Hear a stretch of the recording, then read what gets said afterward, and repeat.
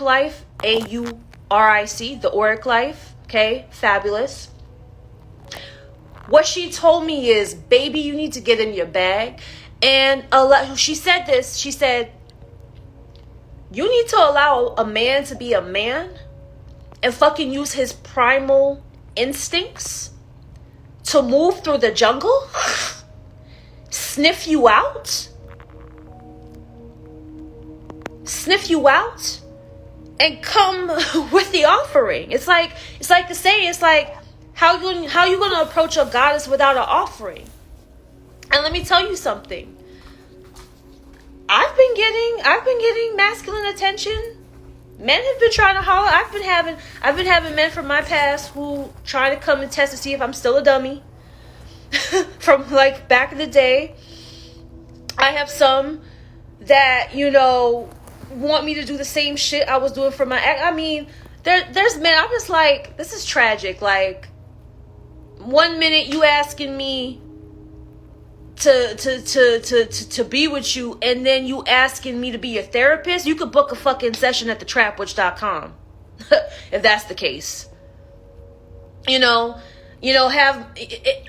It's just been interesting to see the energy, because at the end of the day, when you are sitting in your queendom and when you are sitting on your throne, there are going to be people. It's like, it reminds me of the Katy Perry Dark Horse video, where like I think she was like sitting there and all the different men were coming up with like the offerings and it's just like, bitch, I'm not fucking impressed. I'm not impressed. And here's the thing. When they are seeking you out and they are coming with an offering, if they're not coming with self-respect, if they're not coming with confidence, if they're not coming with protection, if they are not coming with safety, if they are not coming with a lot of things, because at the end of the day, one thing I recognize, like, yes, I love money. Okay, I'm gonna put this out there. I love money. Okay, I'm a material girl. As I've gone through my spiritual awakening, do I make money be the be all ends all? No, right? Because a huge part of my incarnation is not to put the money first, right? It's to put spirituality first, but that doesn't mean you have to be a broke bitch. Does not mean you have to be a broke bitch. But you have to look and know how to measure worth and value.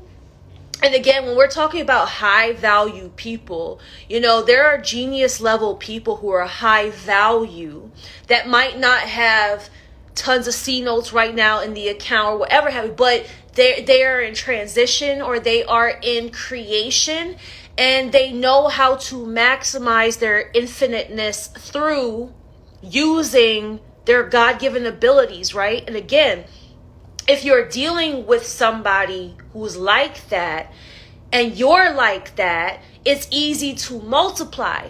But when you're dealing with people who don't know their value, don't have no respect, don't know how to provide, don't know how to be safe, don't know how to be fucking anything, that's how you end up in negative. That's how you end up overdrawn.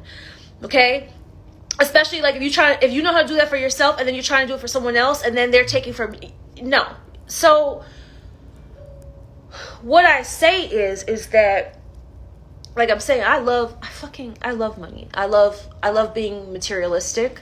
I do. I love the luxuries of life. I love power, right? I love power and allowing, how do I word it?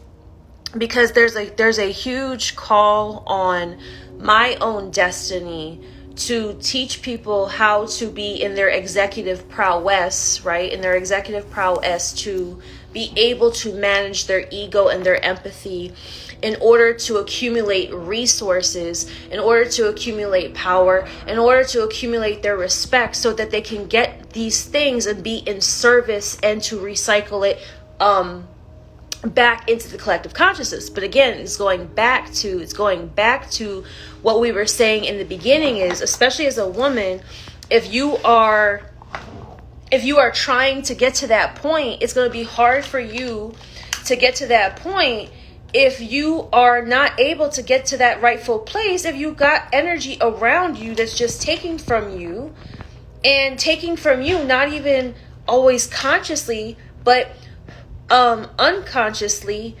because they don't know themselves. And again, there are, I think there are people that go into things knowing themselves, and then they lose themselves. They lose sight of themselves, right? Or they had an image in the mirror when they went in, and then they got distracted by focusing on other people or focusing on whatever, and then they turn around and they look in the mirror and they don't recognize themselves. You see what I'm saying? Oh, is Afi in here? Okay, I have 3 requests. Is Afi in here? Afi, can you come live? You can go live for like 15 minutes if you, Afi is one of my comrades, my mentors, my brothers, and one of my support system. Afi Maye, can you come on? Afi Maye? Let me see. Afi, there he goes. Afi.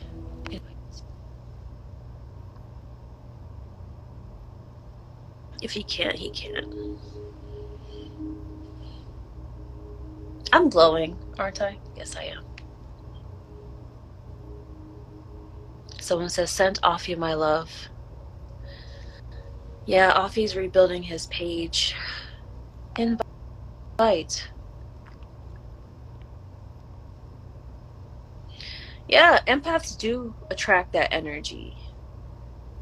And, for those of you who saw, I wrote a How to Heal Away from Narcissistic Relationships.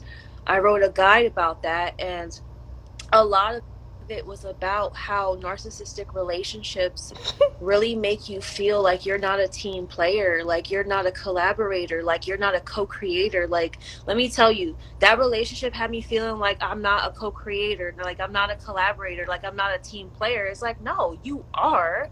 But when someone is hyper focused on themselves or their self-loathing or their limiting beliefs or whatever, you start to take that shit on. You take on their projections, all that shit. So I don't know. I keep inviting Afi, but that shit not working. Someone's asking, do I have a newsletter? I'm about to start it. I'm about to build an email list. So over the next week, I'm going to get the email list going because I am definitely expanding beyond this app. Okay, I guess that Instagram don't want to let me and Afi be great. It's like, let us be great. They know that we bring that fire every fucking time. I don't think it's gonna work. I don't think it's gonna work. I don't think it's gonna work. Okay. Oh yes, the podcast is coming too. The podcast is coming. Like I said, I just posted a flash sale on my page. I have a limited amount. We're gonna do a little flash sale just for the weekend. I only have a limited amount of them for one-on-one sessions because we're shifting into the podcast this year. We're shifting into newsletters. We're shifting into retreats. We're shifting into courses, all these other things. So being able to work with me one-on-one is going to become less accessible. So, I've paid a lot of dues where I've been doing one-on-one sessions for 7 years. Like, it's crazy to believe that 7 years has already gone